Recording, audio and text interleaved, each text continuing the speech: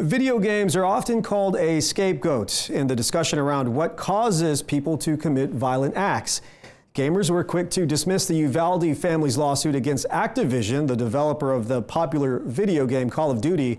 I recently spoke to a researcher who explained how violent games can affect a person's mind. Ryan Hill's second oldest kid is teaching him a thing or two about Minecraft. It might take a while. I was excited because it was like, oh, this is a fun thing we can share together. You know, he's really gonna love this. That was an accident. About a year ago, Hill says his son's nanny found him playing something less kid-friendly. I think the lightning bolt just dropped right by me. You were shooting targets, but you were shooting it with like realistic-looking guns that you could modify.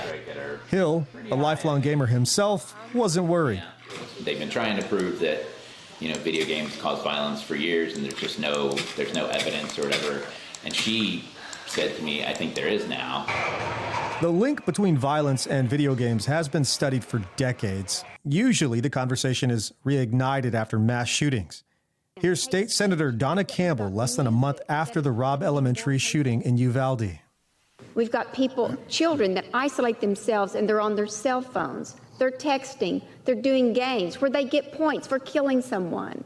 Senator Campbell was alluding to what violent video games can do to a child's mind. You can't prove beyond a reasonable doubt that the exposure to violence caused the violent behavior. We are confident that exposure to violence increases the risk of violent behavior. The University of Michigan's Rowell Huesmann with other researchers looked at whether kids exposed to violence are more likely to behave violently when they grow up.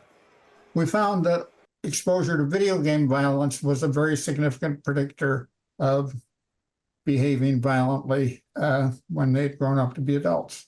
The 10-year study collected data and interviews with high-risk youth in 2nd, 3rd, and 9th grades in 2006. It really matters what children who are 3, 4, 5, 6, 7, 8, 9, 10 do and see.